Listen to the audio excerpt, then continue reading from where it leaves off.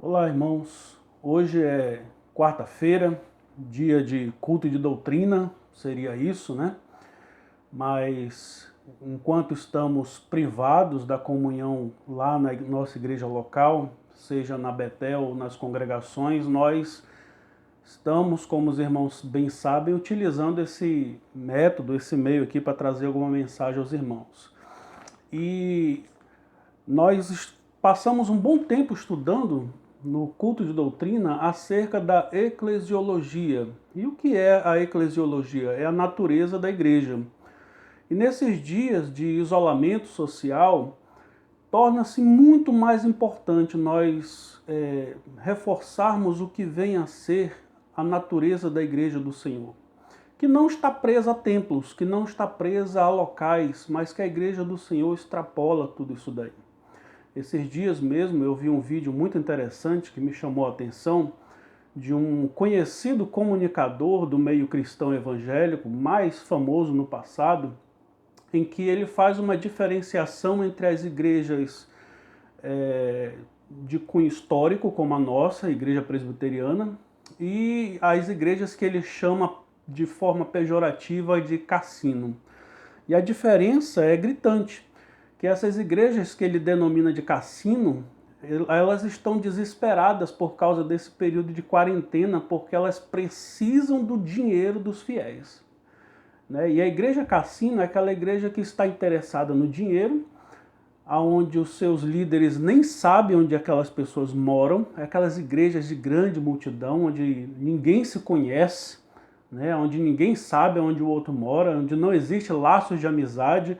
O que existe, infelizmente, muitas vezes, é um relacionamento comercial, de venda, né, de bênçãos e coisas do tipo. Né? Então esse é o tipo de igreja cassino que ele denomina, né? Onde as pessoas vão lá com interesses próprios, os mais escusos, e muitas vezes não tem comunhão, não existe aquela comunhão, aquela familiaridade que existe ali. Por outro lado, ele disse que é natural das igrejas ditas históricas, como a nossa, que a característica delas é, por exemplo, uma igreja que vive de forma familiar, uma igreja de famílias. E eu acho muito bom, muito bonito quando quando os irmãos, por exemplo, colocam frases do tipo família Betel, né? Claro, referindo-se não somente à igreja local Betel, mas às nossas congregações, porque esse é um modelo bíblico de igreja. Esse é um modelo bíblico que nós devemos buscar e é o que nós encontramos na palavra de Deus. Aqui no livro de Efésios, eu quero partir desse texto para nós fazermos essa reflexão. Em Efésios capítulo 2, nos versículos 19 e 20, o apóstolo Paulo está escrevendo a uma igreja gentílica como a nossa, uma igreja que na sua maioria não era composta por judeus, e ele está abordando ali acerca da graça de Deus, de como alcançou aquele povo que não veio do meio judeu, isto é, eles não conheciam os oráculos de Deus, mas a quem o Senhor Deus havia salvado, havia escolhido muito dentre aqueles que outrora eram pagãos, adoradores de falsos ídolos, de falsos deuses, mas que agora eles haviam sido convertidos pelo Senhor ao Deus verdadeiro em Cristo Jesus. E aqui em Efésios capítulo 2, versos 19 e 20, ele disse o seguinte àqueles irmãos: assim, já não sois estrangeiros e peregrinos, mas concidadãos dos santos, e sois da família de Deus, edificados sobre o fundamento dos apóstolos e profetas, sendo ele mesmo, Cristo Jesus, a pedra angular. Esse é o padrão de igreja que devemos buscar. Esse é o padrão de igreja que devemos entender que é o modelo das Escrituras. Sois da família de Deus. Ele está dizendo, vocês outrora eram estranhos à comunidade de Israel, ao povo de Deus, mas agora vocês não são mais estrangeiros e peregrinos, são concidadãos dos santos, fazem parte do Israel de Deus e também vocês são da família de Deus. O modelo de igreja que Deus quer que nós vivamos é um modelo de família. E quando nós falamos de família, nós falamos de pessoas que se conhecem, nós falamos de relacionamentos vivos, reais, falamos de aonde eu sei um pouco da sua vida, você sabe um pouco da minha vida, eu sei onde você mora, você sabe aonde eu moro, e coisas do tipo. Nós compartilhamos um pouco da nossa vida. Isto significa ser família. Família faz mais sentido quando nós nos chamamos de irmãos, se nós temos uma vivência familiar. Infelizmente, nós sabemos que a maioria das pessoas, hoje, ou muitas pessoas que procuram uma igreja evangélica nesses dias, não vão com aquela expectativa de criar laços ali. São visitantes eternos. São pessoas que vão lá literalmente assistir a um culto, porque é isso que eles são, apenas assistentes de culto, mas não criam laços, não criam raízes com aquelas pessoas que ali estão e nunca vão entender, nunca vão chegar ao conhecimento do que é família de Deus, que é o modelo de igreja que Deus quer que nós sejamos. Família, né? Onde nós convivemos, onde nós muitas vezes até mesmo temos os nossos atritos, porque a igreja de Deus ela não é perfeita nessa perspectiva enquanto nesta terra, mas ainda assim, esta é a forma que Deus escolheu para que a sua igreja viva. E é interessante que quando nós olhamos lá no livro de Atos dos Apóstolos, e o livro de Atos é esse modelo de igreja cristã, que Deus deixou um livro inteiro para que nós aprendamos a viver o que é a igreja do Senhor.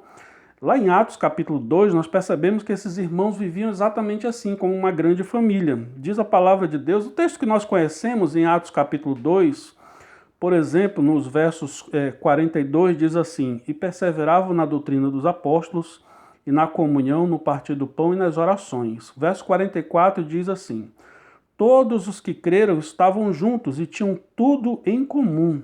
E o verso 46 diz assim: Diariamente perseveravam unânimes no templo, partiam pão de casa em casa e tomavam as suas refeições com alegria e singeleza de coração, louvando a Deus e contando com a simpatia de todo o povo. Enquanto isso, acrescentava-lhes o Senhor dia a dia os que iam sendo salvos.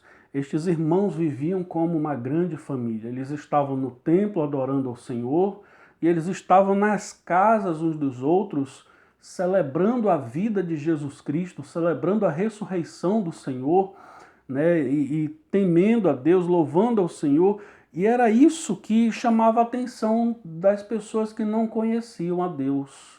Que povo é esse que não tem essa familiaridade de consanguínea, não são parentes de sangue e que se amam, que estão juntos, que estão ali convivendo? Isso chamou a atenção do mundo daquela época, né? A forma como aqueles primeiros cristãos viviam na sua vida. Né? Eles viviam como uma família, porque o mundo aí fora, como foi nesse tempo aqui de antigamente, ainda hoje, as pessoas vivem muito isoladas umas das outras, né? No sentido de ter relacionamentos. É muito comum você encontrar pessoas que não confiam mais em relacionamentos. Né, que para esta pessoa todo mundo é um traidor, todo mundo é um falso, todo mundo é um mentiroso.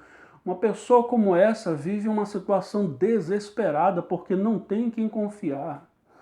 Na igreja de Deus nós encontramos irmãos em quem podemos confiar. É verdade, irmãos, que não podemos negar que existem falsos crentes no meio da igreja do Senhor. É o joio no meio do trigo, né, que muitas vezes é semeado por Satanás para atrapalhar a obra de Deus, mas boa parte dos que lá estão são da família de Deus e nós podemos chamar de irmãos. Aliás, só faz sentido nós nos chamarmos de irmãos uns aos outros se nós vivemos essa convivência. Então, igreja é família de Deus, como a palavra de Deus nos exorta aqui. Então, nesses dias de quarentena, nesses dias de isolamento, eu tenho dito aos irmãos que a igreja está funcionando. A igreja não está parada. Nós estamos orando uns pelos outros, nós estamos louvando a Deus em nossas casas, com nossas famílias, nós estamos ligando para os irmãos, nós estamos mandando uma mensagem, né, pelo WhatsApp, nós estamos nos comunicando porque nós somos família de Deus. Deus é o nosso Pai, né, o Senhor Jesus é o nosso irmão mais velho, como diz a palavra de Deus em outra passagem.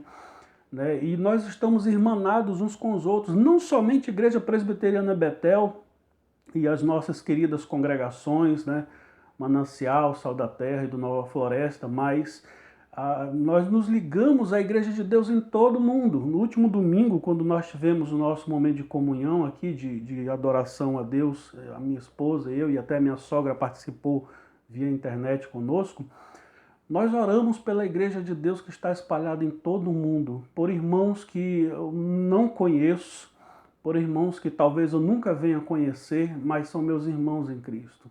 Né? O apóstolo Paulo diz que a Igreja de Deus, quando ele começa escrevendo em Coríntios, né, sua carta aos Coríntios, ele escreve a Igreja de Deus que também está espalhada em todo o mundo, juntamente com a igreja que se une em adoração em nome de Jesus em todo e qualquer lugar do mundo.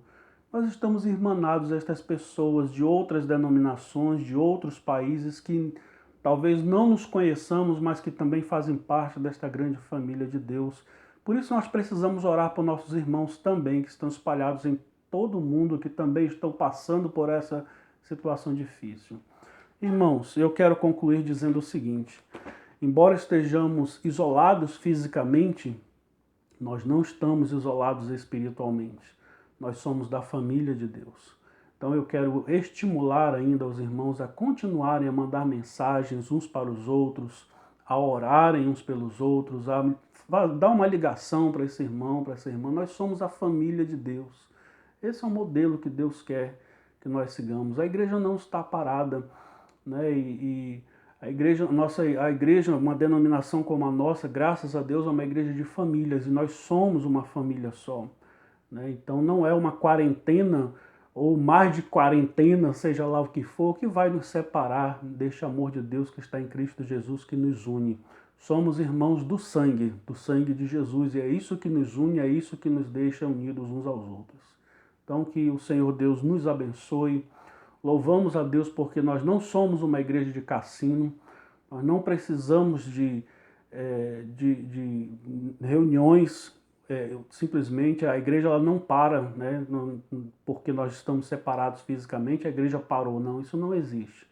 Nós estamos orando, né, e esperamos em Cristo, esperamos em Deus que em breve tudo isso termine e voltemos a congregar em nossas devidas congregações, seguindo as orientações que são dadas pelo governo, tá certo? Então, esse é o modelo de igreja, irmãos. Essa é a alma do que é a vivência eclesiológica que Deus quer que nós vivamos. Somos família de Deus. Oremos uns pelos outros, louvemos ao Senhor, adoremos a Deus em nossas casas, né? Façamos nesse período, como temos feito, de nossas casas uma pequena congregação ali, tá certo? E que o Senhor Deus nos abençoe. Estamos unidos, somos a família de Deus, em nome de Jesus.